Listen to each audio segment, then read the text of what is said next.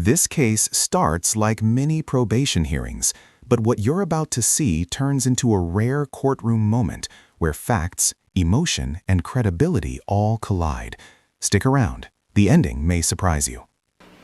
Court is on the record in City of Pontiac versus Charles Gigante, case numbers 24 CRB 25 and 23 CRB 366. These cases have been rescheduled for a hearing on the request by Mr. Gigante to early terminate. Early termination of probation isn't automatic, even if someone is doing well. The judge has to weigh compliance, public safety, and the victim's position. And that last part? It's about to matter a lot. Him from probation in these cases. So Mr. Gigante is present. He is without counsel at this time. Also present are probation officer, Law Director John Lewis and probation officer Sean Benoit.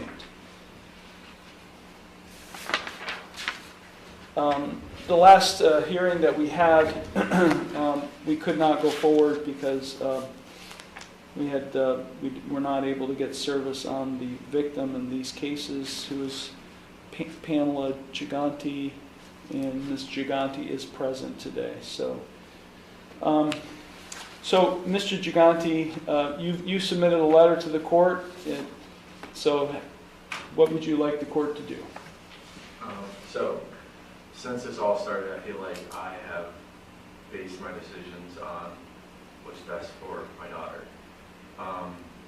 When the cases were going on and they offered a plea deal, without taking that, she was going to have to come to court, she was going to have to be in front of her mom and dad. And I thought it was the best decision to just take the plea deal, take probation, move on with life. Well, I had a couple job interviews a couple months ago, and the determining factor in the end was me being on probation, and they couldn't accept me because of that. So moving forward with life, I'd like to not have to worry about that, always be looking for something better, and that's really it. This is where the case shifts from legal arguments to real-life consequences. He's saying probation cost him job opportunities, but the court now has to decide whether that hardship outweighs the original sentence. Okay. Thank you. Mr. Lewis, any position from the law director? Well, Your Honor, I have spoken about the matter with Pamela Gigante. She's present in the courtroom. Based on my conversation with her, she is opposed to the relief that is being sought by Mr. Gigante at this time. She doesn't feel that he has complied with all the conditions set by the court. And she would actually like to make a statement, should the court be willing to consider a statement by her. In light of the fact that she's opposed to this, the City of Pontiac would also be opposed to early termination of the probation. Thank you. Thank you. Ms. Gigante? Yes. You'd like to say something? I would. At the beginning of this case, I had a temporary protection order, and I dropped that for the case of co-parenting our daughter. And after everything was kind of finalized, one of the only terms that Charles had to deal with would be the probation. And originally he was offered or given 5 years unsupervised, and he specifically asked for 2 years supervised, which surprised everyone. But now he's asking for even less time. So I feel like it's making light of the situation and just kind of a slap in the face as far as how we agreed to everything. Notice the contrast here. He's asking for leniency, while the victim feels the request minimizes what happened. This is one of the hardest balancing acts judges face: fairness versus accountability. Okay.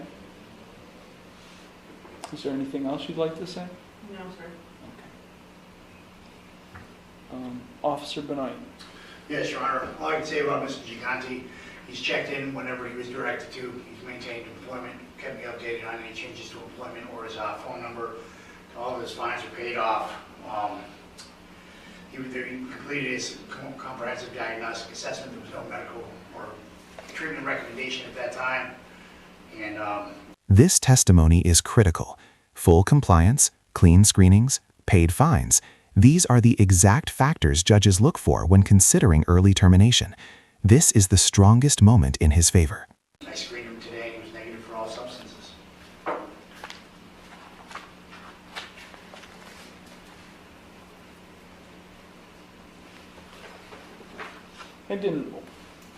Did I order no contact in this case?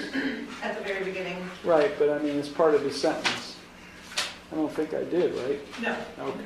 no, we don't have it anymore. The parenting issues between you two, has that been going on? Okay.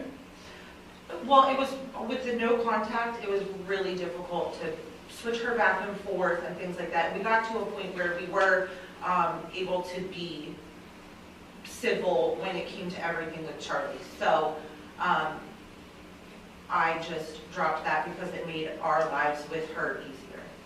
I mean, when I sentenced him was August 7th, 2024, which means we're about a year and a half in or so. My question, I guess, is whether since August of 2024, whether parenting has been going well between you two. Yes, for the Okay. most part. Okay. Mr. Giuliani, did you want to respond to anything that was said? I'm not here to battle, so I expressed why I would like to be off early. I'm always in the interest of my daughter. Since Easter up until yesterday, I have had full custody of her with giving visitation to her, so I feel like I've done everything asked. So there's one child between you two? Yes. So let me ask, when you applied for this job or jobs that you indicate they wouldn't give the job to you because you went through probation? It was at the prison. Okay. I had 2 interviews. The first interview went really good. They asked me back for a second interview. Then they didn't ask anything about criminal background yet. So speaking to the lady, it's through, I think the kitchen supervisor was Trinity Resources, or I think that's who it was. She asked about if I had any felonies, and I, of course, said, no, I don't. I didn't think that a misdemeanor or being on probation would affect that, but when she asked me about it, I was very open and honest with her about it. And because I was currently on probation, you are not allowed to work in the prison because it's a privately owned company. Was it because you were on supervised probation, or was it because you were on probation Just probation altogether? period. Have you run into that circumstance with the prison? That's the first I've heard of it, Your Honor. Okay. I mean, honestly, it would make sense. But she wouldn't even go for That, any you know. further in the interview. She just said that she would have to terminate the interview after I had told her that. Right. And it would make sense that the people working in prison are not on probation somewhere.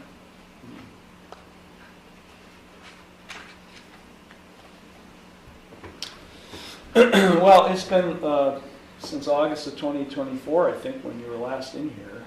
I saw you, at least physically.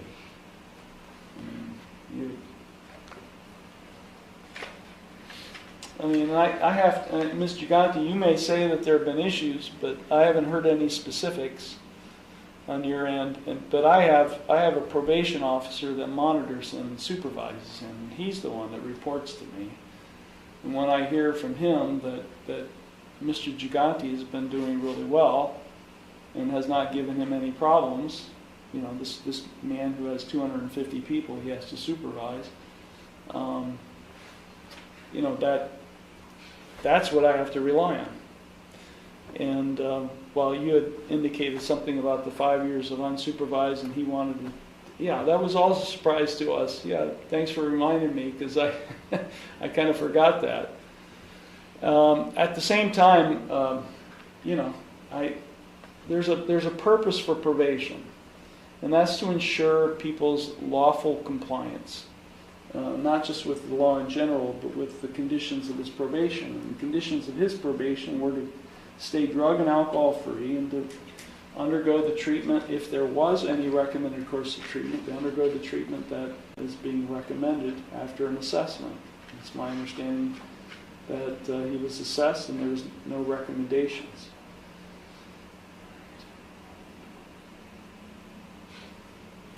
So he's been on probation, I see, for 17 months or so out of the 24 months that was originally ordered. I am going to early terminate him. He will be released from probation. I'm not transferring him from supervised to unsupervised. I am granting his requests, and I am early terminating. And there it is. Early termination granted. This decision wasn't about sympathy. It was about documented compliance and supervision reports. A powerful reminder that in court, consistency matters more than promises. Him from probation altogether. I do see that there is, I think, yeah, he has paid in full all of the fines and costs. I thought there was something that's still early. There is not. So hopefully moving forward, you two can parent your child the way that child deserves to be parented, in a loving, non-hostile way. So, anything further, Mr. Lewis? No, Your Honor. Anything further, Officer Benoit? No, Your Honor, thank you. Mr. Giganti, do you have any questions? No, sir. Ms. Giganti, do you have any questions? No, sir. Okay, thank you all very much. This matter is concluded.